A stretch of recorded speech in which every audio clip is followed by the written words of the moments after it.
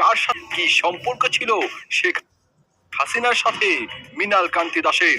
এছাড়াও শেখ হাসিনার শরীরে কোথায় কি আছে, এমনকি বিশেষ চিহ্ন সম্পর্কে কিভাবে জানলো মৃণাল কান্তি দাস? সব প্রশ্নের উত্তর জানতে এবং শেখ হাসিনার যৌবনকালের সব জানতে হলে ভিডিওটি না টেনে একদমই শেষ পর্যন্ত দেখার অনুরোধ রইল। তাহলে চলুন ভিডিওটি শুরু করা যাক।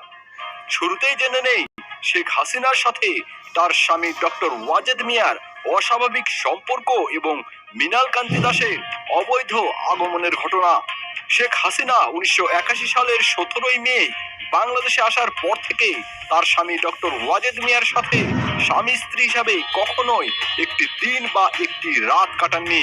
এমনকি তার স্বামী ডক্টর ওয়াজেদ প্রথম থেকেই মৃত্যুর আগ পর্যন্ত মহাখালীর আণবিক কমিশনের কোয়ার্টারেই কাটিয়েছেন। শেখ হাসিনা বাংলাদেশে আসার পর তার মহাখালী ডক্টর ওয়াজেদ মিয়ার কোয়ার্টারে থাকলেও ওয়াজেদ মিয়া থাকতেন ওই কোয়ার্টারের ভিতরের রেস্ট হাউসে। দুজনে দুজনের সাথে দিনে রাতে দেখা সাক্ষাৎ তো দূরের কথা, মুখোমুখিও হতেন না। স্বামীর কোয়ার্টারে থাকার সময় এবং পরবর্তীতে ধানমন্ডির 32-এর পিত্রালয়ে বঙ্গবন্ধু ভবনে থাকতে শেখ হাসিনা নিয়মিত রুটিন মাফিক প্রতিদিন সন্ধ্যার ঠিক 1 ঘন্টা আগে গোসল করে পাউডার পারফিউম মেখে লম্বা চুলের বেনি করে চকচকে নতুন শাড়ি ব্লাউজ পরে খুবই পরিপাটি হয়ে কাউকে সঙ্গে না নিয়ে শুধুমাত্র জিপ গাড়ি এবং ড্রাইভার জালালকে সাথে নিয়ে বেরিয়ে যেতেন এবং ঘন্টা দুয়েক পর ফিরে আসতেন। শুধু ওই সময়ে ওই অজ্ঞাত স্থানে যাওয়া ছাড়া শেখ হাসিনা আর কখনোই জিপ গাড়ি নিয়ে একা বের হতেন না। ওই সময় এবং ওই অজ্ঞাত স্থান ছাড়া যেখানেই তিনি যেতেন তার সাথে সকলকে অবশ্যই সঙ্গে নিয়ে যেতেন। তাহলে গোপনে কোথায় যেতেন শেখ হাসিনা? মূলত 1987 সালে মুন্সিগঞ্জ হরগঙ্গা কলেজ ছাত্র সংসদের ভিপি তরুণ যুবক মৃণাল কান্তি দাসের সাথেই শেখ হাসিনার পরিচয় হয় এবং পরিচয়ের পর থেকেই মৃণাল কান্তি দাস 32 নম্বরে বঙ্গবন্ধু ভবনে দিবা রাত্রি সর্বক্ষণিকভাবেই থাকতে শুরু করেছিলেন। শেখ হাসিনা তখন ওই বাড়িতেই থাকতেন। এরপর থেকেই শেখ হাসিনা রুটিন মাফিক সন্ধ্যার আগে অজ্ঞাত স্থানে যাওয়া ছেড়ে দিয়েছিলেন।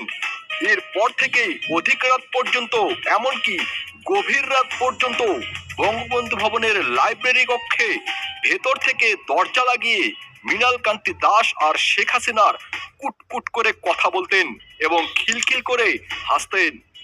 শেখ হাসিনার কাছে মৃণালের গ্রহণযোগ্যতা এতটাই বেড়ে গেল যে তা সকলের ঈর্ষার কারণ হয়ে দাঁড়ালো। মৃণাল হয়ে উঠল শেখ হাসিনার সবচেয়ে ঘনিষ্ঠ ব্যক্তি। মৃণালের ক্ষমতা এতটাই বেড়ে গেল যে 1990 সালে আওয়ামী লীগের কেন্দ্রীয় কমিটির জেনারেল সেক্রেটারি সৈয়দা সাজেদা চৌধুরীকে অপমান অপদস্থ করে বঙ্গবন্ধু ভবন থেকেই বের করে দিয়েছিলেন। এরপর একদিন বঙ্গবন্ধু ভবনে মৃণাল সহ 4-5 জন তাস খেলছিল। বেলা তখন 3টে কি 3:30। এমন সময় শেখ হাসিনার একমাত্র আপন মামা আকরাম মামু এসে কুভঙ্গিতে কুইঙ্গিত করে বলেছিলেন, এই মৃণাল যাও না, তোমার জন্য না খেয়ে বসে আছে। মৃণাল তার বন্ধুদের সামনেই তার ক্ষমতা প্রদর্শনের জন্য জবাব দিয়েছিলেন, আরে থাকতে দেন না কিছুক্ষণ না খেয়ে। ব্যাপারটা এমন ছিল যে মৃণাল খেতে যাচ্ছে না, তাই শেখ হাসিনা না খেয়ে মৃণালের প্রতীক্ষা করছেন। এরপর একদিন মৃণাল শেখ হাসিনার উপরে রাগ করে চলে গেল। শেখ হাসিনা নিজে গিয়ে রাগ ভাঙিয়ে মৃণাল কান্তি দাসকে বঙ্গবন্ধু ভবনে নিয়ে এসেছিলেন। 1991 সালে শেখ হাসিনা নির্বাচনে হারার পর মৃণাল বিভিন্ন অসন্তুষ্টিকর কারণে হাসিনাকে আবার ছেড়ে চলে যায়। শেখ হাসিনা নিজে 3 বার মৃণালকে ফিরিয়ে আনতে যান, কিন্তু সে আর ফিরে আসে না, বরং শেখ হাসিনার সাথে তার দৈহিক সম্পর্কের কথা প্রচার করতে থাকে। কথায় কথায় মৃণাল হাসতে হাসতে বলতে থাকে, শেখ হাসিনার শরীরে কোথায় কি আছে, কতটুকু আছে আমি মৃণালের জানতে বাকি নেই। মৃণালের এসব কথা লোকে বঙ্গবন্ধু কন্যা শেখ হাসিনার কানে পৌঁছাতে লাগলো। বছর কয়েক পরেই বাংলার নতুন শতাব্দী 1401 সালের পহেলা বৈশাখ প্রত্যুষে অন্য কেউ আসার আগেই মৃণাল কান্তি দাস 29 নম্বর মিন্টু রোডের দোতলায় বারান্দায় এসে বঙ্গবন্ধু কন্যা শেখ হাসিনার সাথে দেখা করলে শেখ হাসিনা দূরে ঘাস খেতে থাকা একটি ছাগলকে দেখিয়ে মৃণালকে বলেন, দেখ দেখ ওইটা হলো তুই। এর বছর খানেক পরে মৃণাল কান্তি দাস পুনরায় নিয়মিতভাবে শেখ হাসিনার সাথে যোগ দিলেও পূর্বের অবস্থানে আর যেতে পারেননি। শেখ হাসিনা 1996 সালের 17 ফেব্রুয়ারি সন্ধ্যাবেলা ধানমন্ডির বঙ্গবন্ধু ভবনের গেটের সামনে পিছন দিক থেকে মৃণাল কান্তি দাসের ঘুড়ি জড়িয়ে ধরা ছাড়া আর তেমন কোনো পাত্তাই পাননি।